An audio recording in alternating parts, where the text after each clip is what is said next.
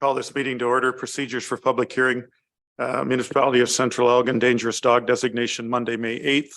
Does any member of council have a disclosure of interest concerning the matter? Seeing none, this is a public meeting as required under section 2.7 of bylaw 0465 to afford any person with an interest in the outcome of the matter an opportunity to make representation respecting designation of a dog as dangerous by the municipal law enforcement officer. Can I get a mover and a seconder for our adoption of rules of procedure, please? Deputy Mayor Noble, Councillor Halpin.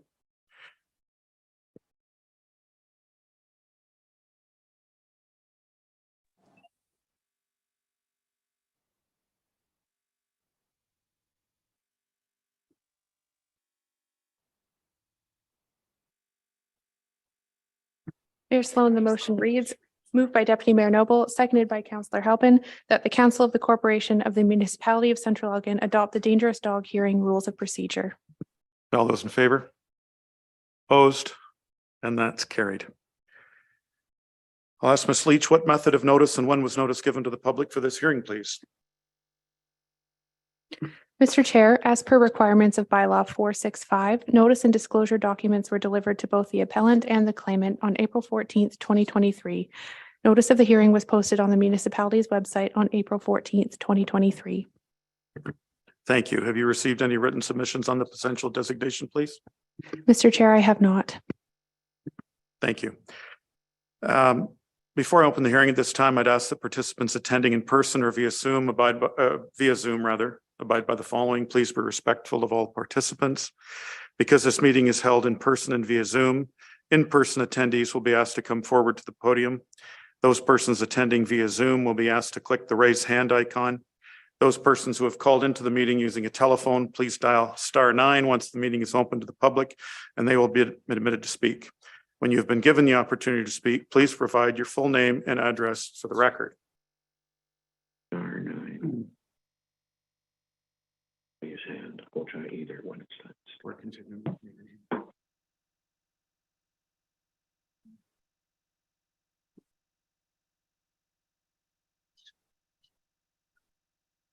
Got that on for a minute. Thank you. Couple of items. First of all, I'll advise we have our legal counsel, Nick Loeb, who's joining us this evening. Welcome. The appellant or representative to provide testimony or introduce evidence and or make submissions. The canine control officer or municipal representative to provide testimony or introduce evidence and or make submissions.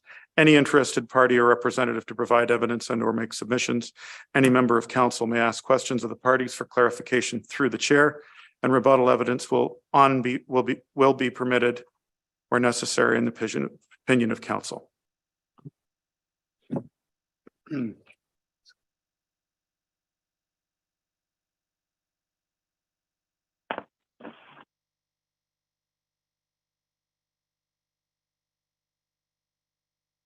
If I could now call on the appellant or representative to provide testimony or introduce evidence, please. Good evening. My name is Jennifer Friedman, and I'm legal counsel on behalf of the appellant. I see on the screens a number of individuals, but I do not see my client. I do not want to get underway until she is present. I understand she's signing on. In the interim and in the interest of time, there's one matter of clarification while we wait for her to enter the Zoom. Ms. Leach made reference to not receiving any written submissions, and I wanted to clarify that I provided a lengthy document book to Ms. Leach well in advance of this proceeding, and I asked that it be circulated to council members for the benefit of review during this proceeding. Thank you, Ms. Friedman. We did receive information. It was emailed to us, and I'll just ask Ms. Leach if she wants to comment on that. But we did get your written submissions and appreciate them. Thank you. I see that my client is now present, and we can begin in terms of the appellant's case. I would like to make some opening remarks which primarily pertain to some preliminary issues of concern relating to the process, and just to go through a bit of a background of what's unfolded to date and how that has had an impact on the appellant. By way of background, in terms of how I can comment on these sorts of things, I have a law practice exclusively dedicated to animal law in Canada, and a significant portion of my practice involves representing clients in relation to potentially dangerous dog allegations, reactive and menacing behaviors. I've handled matters across Canada and have interacted with numerous agencies and boards charged with the responsibility of adjudicating these sorts of allegations.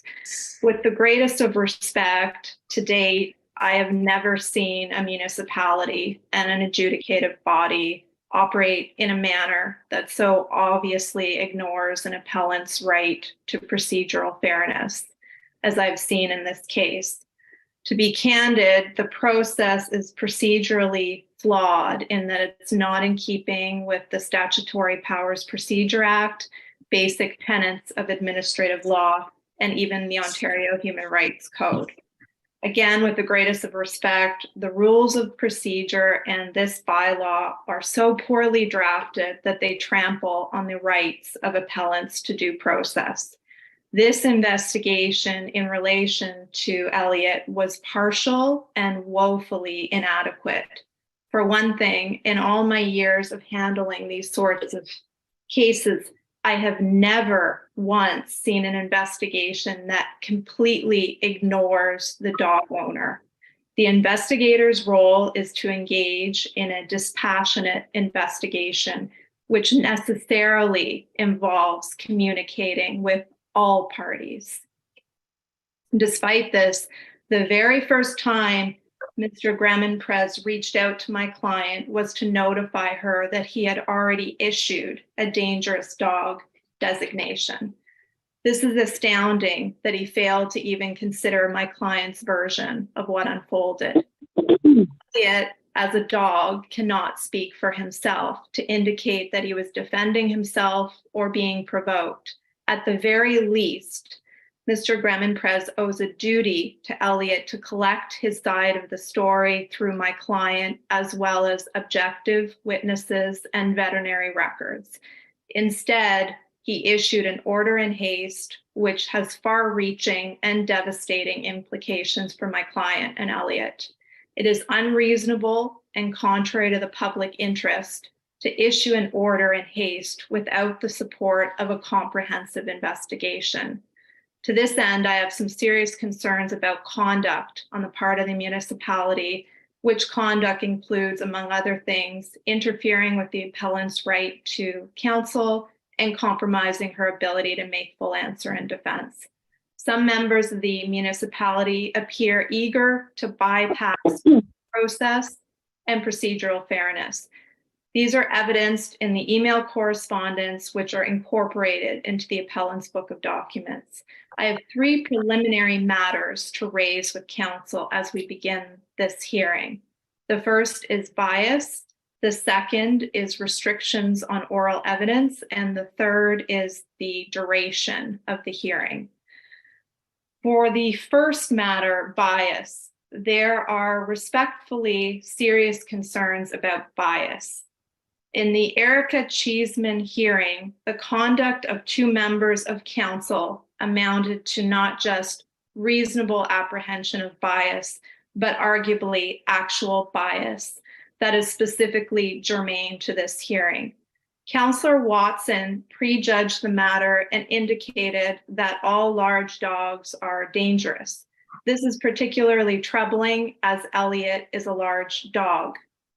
Mayor Sloan voted to affirm the dangerous dog designation without actually being present during the hearing. This is extremely problematic, as a vote ought to only be made after being part of the panel from the outset and after careful consideration of the evidence. It is for these reasons that, with the greatest of respect, I ask that Councillor Watson and Mayor Sloan recuse themselves from presiding over this matter. The second issue relates to restrictions on oral evidence. In the Cheeseman matter, the deputy mayor commented on ensuring that the proceeding is quote unquote fair. This is in keeping with the philosophies of most administrative tribunals and council decisions to ensure that the rights of appellants are not given short shrift. The appellant's book of documents is comprised of, among other things, 13 reference letters from members of the community, including experts in the animal realm. 6 of those individuals are present tonight to offer oral testimony. The appellant will also provide oral evidence. Further to the repeated requests submitted to Ms. Leach, the appellant respectfully requests the following. 1, more than 3 witnesses be permitted to give oral evidence. In particular, aside from the appellant, the following individuals drafted letters or reports in advance of the hearing, which were filed with the municipality and served on Mr. Gremmen-Prez. Emily Finch, Melanie Rowley, Denise House, Judith Emery, Heather McKenzie, and Anne McDonald. Their evidence is independent, distinct, and not duplicative, and should therefore be allowed in as evidence. The appellant ought to also be able to cross-examine the municipal witnesses, and I respectfully submit that if the municipal witnesses are not available for cross-examination, that the dangerous dog order should be automatically rescinded. And finally, the time cap on closing submissions should be considerably extended beyond 5 minutes. Being precluded from doing so will undoubtedly interfere with the appellant's right to due process. To refuse will amount to profound unfairness and directly undermine her ability to make full answer in defense. If the requests are denied, respectfully, I'm putting counsel on notice that I may be advancing a charter argument on behalf of my client and notifying the Attorney General. Third, duration of the hearing. The book of documents is comprised of correspondence with Delaney Leach, who I understand is responsible for scheduling council meetings. Despite repeated requests for a special meeting or a more protracted period of time for the hearing, Ms. Leach indicated that the hearing would be for 40 minutes unless council orders otherwise. This is baffling to me, as it is a fraction of a typical hearing where legal counsel is involved and compromises the appellant's ability to present a defense. I regularly handle matters before administrative tribunals and councils, and they are generally 1 day in duration. To this end, I request that the matter continue until 11 p.m. tonight, and if it is not concluded by that time, since the bylaw requires meetings to end by 11 p.m., it be scheduled for a second date as a special meeting within the next 8 days to allow for public notice. In the alternative, to allow for council's regular meeting tonight, I request that the matter be heard until 10 p.m. with the hearing to continue on a second day within the next 8 days, with the date and time to be decided tonight to ensure availability. And finally, if the next hearing date is more than 8 days from now, I ask that the dangerous dog order be the subject of a stay in the interim. Those are my submissions. Thank you, Ms. Friedman. Now we have the canine control officer here to provide testimony or introduce evidence and or make submissions. Is that correct? Okay, if you could go ahead, please, sir. Good evening. I can give a little bit of a timeline of the events that kind of took place from my side. So on May 7th, 2023, the original complaint was filed through the municipality's website. On March 9th, I attended the property to speak with the complainant about the incident involving the appellant's dog. And it was at this time that the complainant advised me that it was her daughter and her daughter's boyfriend who had been walking the dog at the time of the incident. On March 22nd, I picked up the remaining 2 witness statements from the complainant and her daughter's boyfriend. After reviewing those statements along with the proof of $1,200 vet bill that was paid by the appellant, I made the determination that the aspects of the dangerous dog bylaw had been met, and the designation was issued. On March 29th, I spoke with the appellant via phone call, where she told me that her dog had been off leash at the time of the incident, and the complainant's dog had been on leash at the time of the incident. On March 29th is when I received the formal request to appeal the designation. And on April 6th, I dropped off physical copies of both documents to the appellant. If I you, may, Thank you, Mr. Graham Perez. Sorry, I'm just going to continue on here. Are there other interested parties or representatives that wish to provide evidence or make submissions at this point, please?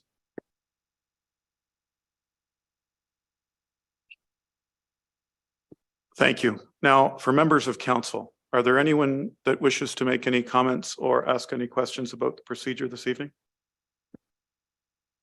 Councillor Halpin, please. Thank you. Through you, Mayor Sloan. Given that we do have legal counsel here at this time, I'd be interested to hear whether they recommend making any of the changes that have been brought forward. Thank you. I'm not sure what changes have been considered. Sorry, go ahead, Councillor Halpin. Thank you. Through you. What I mean is the changes that were brought forward by the appellant's counsel. I wonder if our own counsel could give us any feedback on whether those are things that he would encourage us to support. So we have a bylaw, I believe, that's in process about dangerous dogs.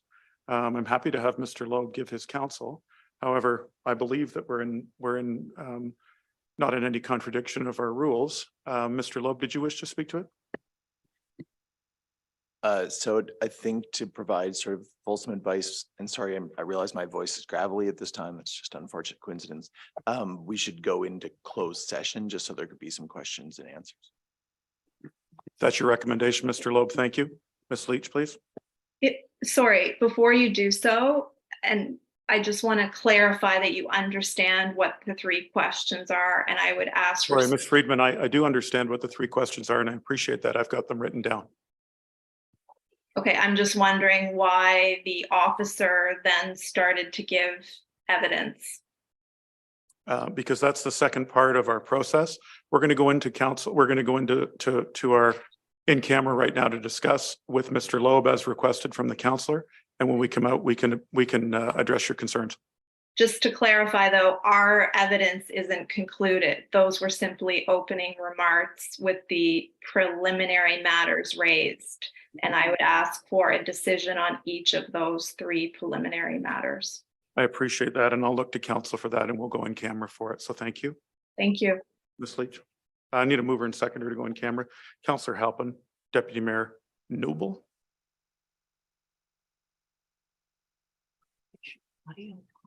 Mayor Sloan, the motion reads, moved by Councillor Halpin, seconded by Deputy Mayor Noble, that council proceed into closed session at 6:40 p.m. in order to address a matter pertaining to advice that is subject to solicitor-client privilege, including communications necessary for that purpose. All those in favor? Opposed? Carried. Thank you.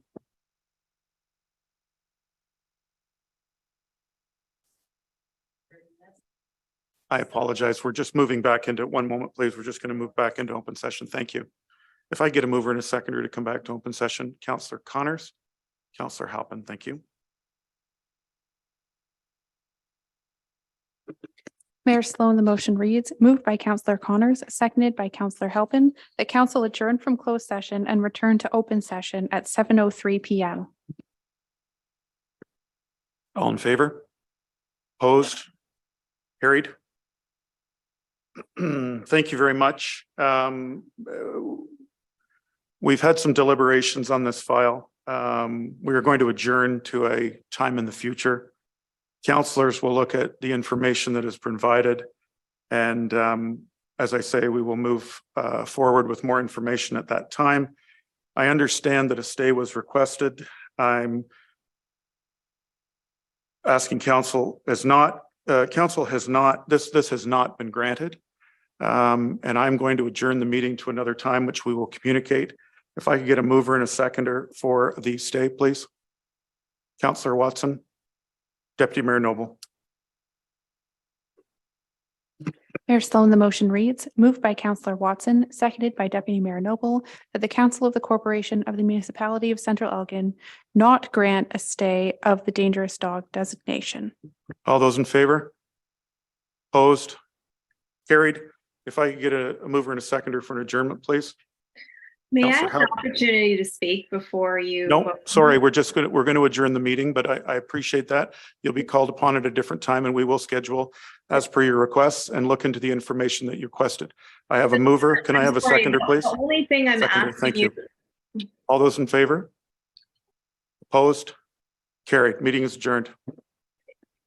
Do I not get one opportunity to make a comment with respect to the date in the future? Ms. Friedman, someone will reach out to you. We will do everything we can to help with this. You've brought up some information, which we're asking for some more time to be able to answer so that we can be as thorough on our end as you are on yours. I hope that's appropriate. I appreciate that. The only concern I have, and I've repeatedly raised this with Ms. Leach, is that I would ask for the courtesy of being given some potential dates when the matter is adjourned to avoid a situation where I am not available. Absolutely. Noted. And we'll have staff work with you, Ms. Friedman. Thank you very much.